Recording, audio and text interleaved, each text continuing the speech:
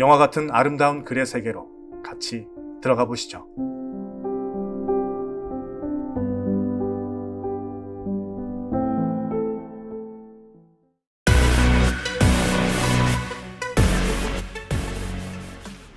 서진은 자신이 알아버린 모든 것에 분노했다. 인간의 악함이 어디까지일까? 모든 것을 알고 사람을 조정하는 인간. 그것도 모르고 애써 충성을 다했던 사람들. 그 악함을 알았을 때 그 사람으로부터 벗어나려 또 다른 악함을 선보이며 배신하는 사람들. 자연의 먹이 사슬처럼 자신의 부질없는 이익을 보호하려 다른 사람을 이용하는 인간에 대해 서진은 분노했다. 왜 우리는 그래야만 할까?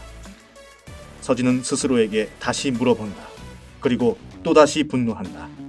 서진, 자신도 스스로에게 되묻고 또 되물었다. 대사관의 여직원이 준 자료에는 대사와 선과장의 일들, 그리고 선과장의 배신에 그를 처단하려는 대사와 본국의 허위 사실을 보고하는 대사.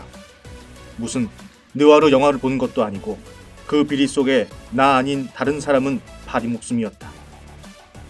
여직원은 서류를 대사 모르게 조용히 주고 간 것이었다.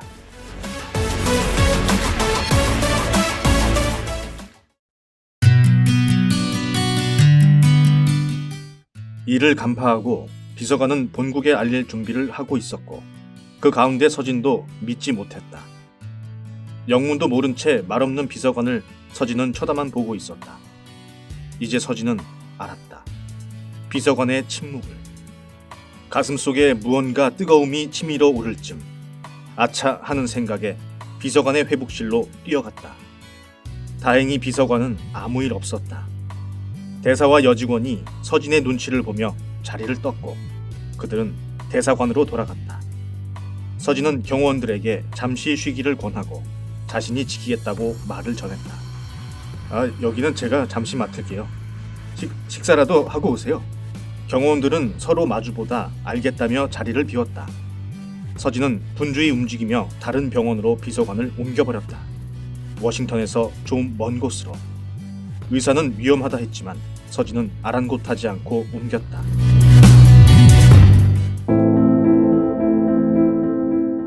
얼마나 흘렀을까? 병원 달력을 보니 10일이 훌쩍 지났다. 대사관에 보고 안 한 지도 꽤 오래되었으며 비서관은 수술한 후 4일 만에 깨어나 어느새 대화를 할 수 있게 되었다. 6일 동안 서진과 비서관은 많은 이야기를 나누었고 비서관은 서진의 손을 꼭 잡으며 본국에 정식 보고를 해달라고 요청했다. 서진은 아무 말 없이 고개를 끄덕였다. 비서관의 회복 상태를 보고 서진은 다시 비서관의 병원을 옮겼다. 공중전화로 대사관 여직원에게 연락을 취했다.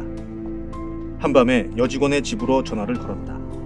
여직원은 안도의 한숨을 쉬며 상황을 전해왔다. 제가 커피를 가지고 대사방으로 들어갔는데 대사가 선과장과 통화하는 내용을 들었습니다. 대사가 화를 내며 선과장이 비서관을 제대로 처리 못한 것에 대해 질책하고 있었습니다. 많이 놀라셨겠어요? 네, 온몸이 떨리더라고요. 일단 지금 상황은 선과장과 그 신복이 계속 검사님을 찾고 있습니다. 조심하세요. 해주실 일이 하나 있어요. 본국으로 비서관과 제가 돌아갈 수 있도록 비행기 편을 마련해 주시겠어요? 2주 뒤에 출국하는 것으로 했어요. 네, 관저에서는 어려우니 개인적으로 알아보도록 하겠습니다. 감사합니다. 그리고 조심하세요. 3일 후 비서관은 일어나서 다닐 수 있게 되었다. 아직 무리는 할 수 없지만 그래도 다행이었다. 병원을 퇴원하고 서진이 마련한 별도의 안전 가옥으로 이동하였다. 비서관을 안정시키고 서진은 대사의 동태를 살피기 위해 비서관의 사람들 중 믿을만한 사람들과 움직였다. 증거를 모으고 모으다 보니 서진은 분노에 분노를 더했다.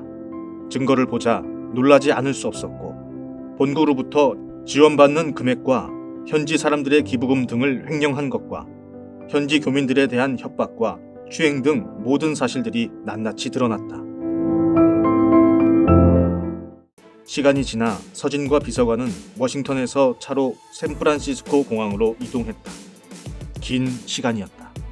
샌프란시스코 공항에서 출국장으로 향하는데 누군가 뒤에서 급하게 그들을 추격했고 서진은 빠르게 비서관을 부축하며 출국장을 간신히 통과했다. 출국장 안으로 들어서자 먼 발치서 상귀된 얼굴로 성 과장과 그 여자가 우리를 쳐다보고 있었다.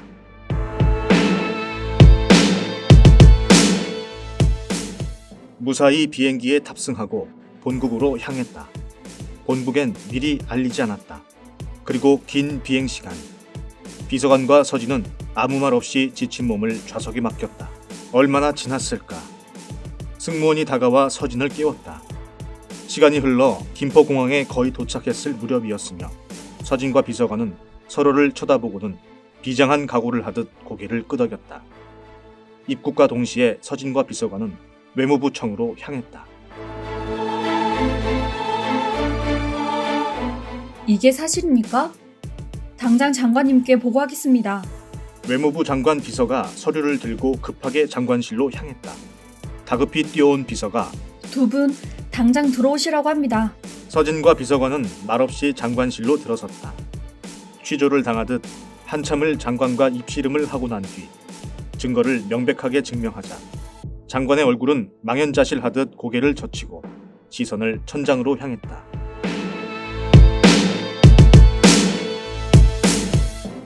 서진을 미국으로 보낸 것이 다행이라며 청와대에 보고하겠다고 하였고 그 자리에서 바로 청와대 어르신에게 직통 전화를 걸었다.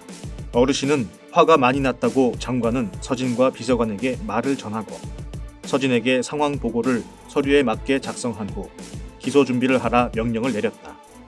비서관과 서진은 외무부청을 빠져나와 각자의 집으로 향했다.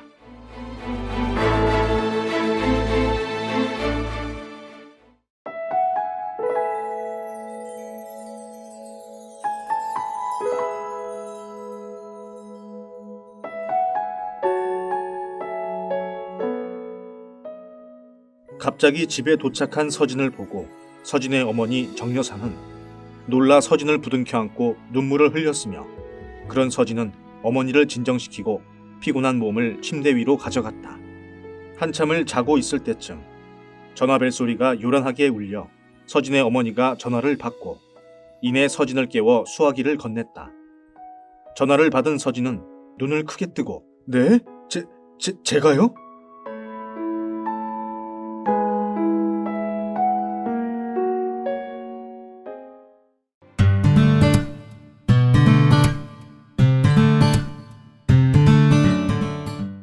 글을 읽습니다. 세상에 내놓지 못했던 글, 차마 책을 출판하지 못했던 글, 인생을 담은 글, 글을 읽습니다. 세상을 도전하는 사람들의 사는 이야기, 이런 글들을 여러분들과 공유하고자 채널을 열었습니다. 아득하고 먼 시간 속에 있던 가슴속 뭉클해지는 이야기들, 여러분들과 함께 하겠습니다. 영상 하단에 이메일 주소를 올려놓겠습니다. 여러분들의 이야기를 들려주세요. 글은 때로는 법이 될 수 있고 또 때로는 시사도 될 수 있습니다. 글은 때로는 지성이 될 수도 있죠. 상상으로 된 글도 경험의 글도 모두 읽어드립니다.